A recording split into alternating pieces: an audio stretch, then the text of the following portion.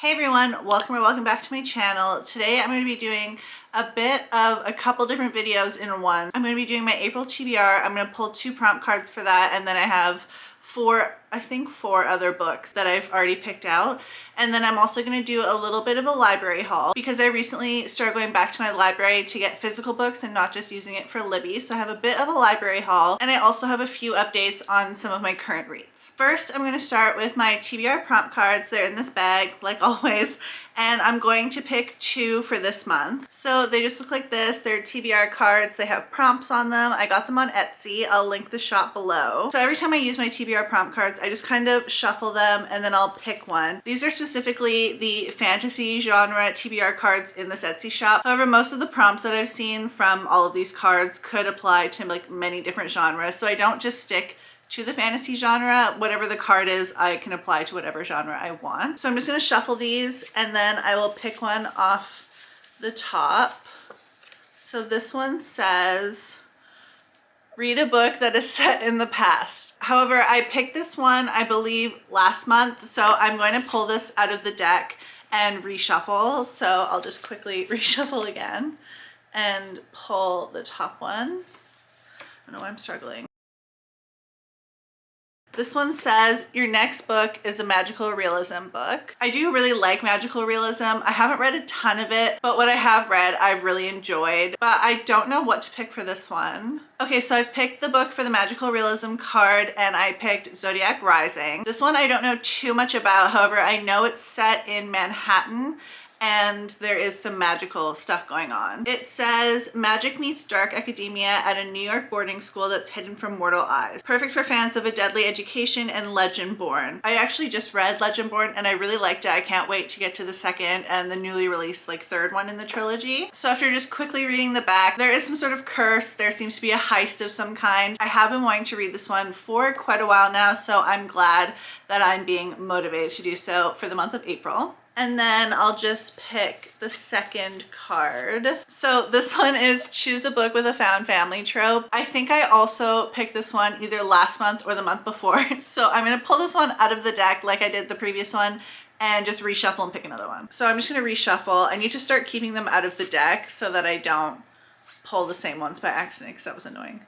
Okay, now I have read a book with 3 or more words in the title. At least a few of the books on my TBR that I already set have 3 or more words, but I'm not gonna pick those ones because that would be cheating. So I'm just gonna have to figure out a book that I have with 3 or more words in the title that I also feel like reading in April. Okay, so I found the book that I want to read in April that has 3 or more words in the title, and that is The Wall of Winnipeg and Me. And this one I've been wanting to read for quite a while. I believe it was like indie published for a really long time and just became traditionally published. I love this cover so much. I think it's so cute. I've heard a lot about this book and this author in general and a few of her other books, but I don't actually know anything about her books. I just know this one is a sports romance because the male main character is a football player. So quickly in this one, we have our main character Vanessa, and she is the personal assistant to the top defensive end in the National Football Organization, which I'm assuming is the equivalent to the NFL. She feels very underappreciated and she quits her job. However, then he shows up and like begs her to come back to her job as his personal assistant, and then I think we just see how that all plays out. I can't wait to see like what the hype is with this author and this book also. Okay, so now on to the books that I already picked for my April TBR. So I've broken them up into genres. So I have romance, thrillers, and fantasy. This first book isn't actually on my April TBR anymore, even though it was, but I'm filming this a few days into April, so I've already read this one. It came out April 1st, and that is Say You'll Remember Me. So this is just like an honorary mention, but this was on my TBR, but I took it off and replaced it with something else. But this one I read, and I will talk about this in my April wrap-up, I guess, but I didn't love it as much as I loved her other books that I've read. So the only other romance I have comes out on April 22nd, and that is Great Big Beautiful Life by Emily Henry, and I am so excited for this one. I love Emily Emily Henry. I think the lowest I've ever rated one of her books is like 4.5, maybe 4.25 stars. And I've read all of her books that she's come out with so far. So I'm really looking forward to seeing what this one is all about. I think she said last year that this book is loosely inspired by a Taylor Swift song called The Last Great American Dynasty. And I love Taylor Swift. I love that song. So I'm even more excited to read this one. For this one, we have our two main characters, Alice and Hayden. They are both writers and they're competing in this month-long like audition to write the autobiography of a woman that hasn't been seen in years. So she has them come visit her and then I guess have this month-long audition and compete for the spot for who gets to write her biography. The woman is apparently from the most scandalized family in the 20th century. I absolutely cannot wait for this one. It sounds so interesting, and like the other Emily Henry books that I've read, it goes further in depth than just like a basic romance or rom-com. And I'm going to like a release day event later on the 22nd, so it's not like a midnight release party. It starts at like 7 p.m. I think, and I'm really excited for that. The next category is thrillers, and I have two in this category. One of them is Eat, Slay, Love, and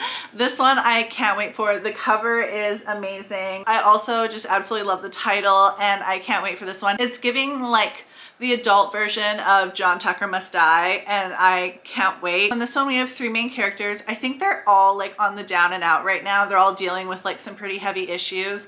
I know one of them I think is like recently divorced, a single mom. Another one I think is having like major financial issues. They have nothing in common except the man that has been lying to all of them, and he is being kept hostage in one of their basements, and the three of them are working together on some sort of plan. I love the theme of these books where it's like, I support women's rights and I also support women's wrongs, and it's just like, good for them, you know, like good for her, good for them. I think I'm gonna have a lot of fun with this one. And the second and last thriller that I want to read in April is This Book Will Bury Me, and it's the newest book by Ashley Winstead. I believe it came out at the end of March. The synopsis for this one on Goodreads is very lengthy, which always kind of makes me nervous to read them, especially for mysteries and thrillers, because I find that they're telling a lot more than I want to know. I find this also with movie trailers that are too long, where it's just like, now I know a lot of what happens in the movie. Same with a long synopsis on Goodreads. It's just like, I didn't want to know all that before I go into it. So I read the first little bit of the synopsis, and we have our main character. I believe her father was murdered and the case wasn't solved or something along those lines. So then she brings on like 5 amateur armchair detectives that love true crime to help her solve it. I think if you've read this or you know what it's about, and I'm totally wrong, I'm so sorry, but I think that's what it's about. I'm not totally sure because like I said, the synopsis was so long. So TBD on what that one's about, but I will talk about it at the end of April in the wrap up. The last category for my April TBR before I get into my library haul is fantasy. And for this one, I am buddy reading City of Bones with Mimi, who is a fellow booktuber, and I love her. I put this, I think, on a TBR like a few months ago, and then she reached out to me and said like, we should buddy read it together. So we're finally doing that. It's the first book in like the Shadowhunters universe. I think there's like 3 different series. I'm not sure, but I did look up the best way to read through the whole like Shadowhunters universe, so I'm excited to kind of like dive into that one. This is also a Netflix show, and I think there might be like an older movie. I'm not positive. It says it's a major motion picture, so I guess that means it's also a movie. But we have our main character, Clary, and she sees something one night when she's out at a club or something, and she shouldn't have been able to see it. I think there's like something to do with demons and like demon hunters called shadowhunters, and like a normal, regular, like mortal person shouldn't have been able to see anything that happened with that demon and the slayers. I read like a whole book about Buffy recently, so I just called them the slayers. I don't know what they are actually referred to as other than shadowhunters, but I guess demon hunters. I don't know, but I'm very excited to buddy read this one with Mimi, and I will hopefully love it, and at the end of April be able to talk about it and want to get into the sequel, which I already have. I'm also in the middle of so many other fantasy books and series right now, and I'm almost done most of them, which is the annoying part, but I have to finish A Court of Silver Flames. I also have to finish Mistborn, and for both of those, I'm like almost done. The next 2 I'm also almost done, and that is Can't Spell Treason Without T, and then also The Wildest Things. These have all been on various TBRs recently, except for Can't Spell Treason Without T. That one I think was on TBRs from like last year, but I'm finally getting to it, and I'm loving all of them, but it is just taking me quite a while to get through them just because I am being such a mood reader right now. I'm reading so many different other books as well, but I am almost done those ones, so I'll probably be finishing them in April. I'm also buddy reading the Lord of the Rings trilogy with my dad, and we are on Return of the King. I think we're like 20% of the way through that one. I'm on chapter 7, so I actually have to read from 7 until the end of 10 for tomorrow night for when we have our discussion about it, so I'm looking forward to that. I might be able to finish Return of the King by the end of April. We'll see. The next thing is just like the quick little library haul. I'm so excited to finally be getting physical books again from the library, just because I am so excited to be getting physical books again from the library and not just using Libby. So I just kind of wanted to show what I got. The first two I have already read, so that's The Guilt Trip and then also The Half Sister.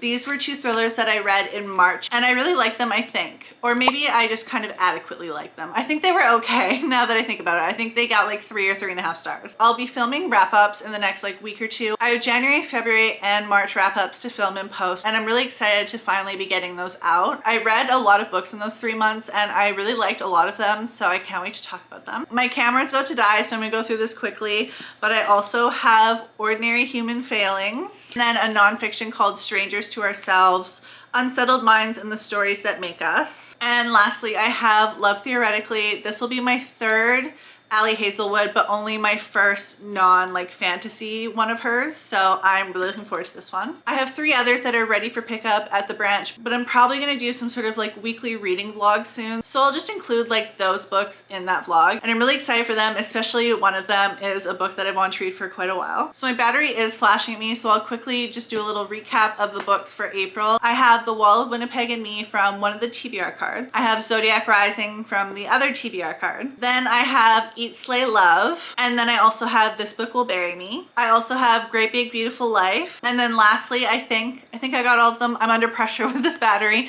but I have City of Bones. So that is my April TBR, a little bit of a library haul and a little bit of a fantasy reading update. Like I said, I'm gonna be filming a reading vlog soon. I'm gonna be filming those 3 months worth of wrap-ups, which I'm very excited to do and finally get to talk about all those books. As always, I am very grateful for everyone that watches these videos. I appreciate you all so much. And if you've made it this far in the video, I appreciate you that much more. And let me know in the comments if you've read any of these, if they're on your radar, your TBR, and also what you're most excited to read in April. And with that, I will see you guys again soon. Bye!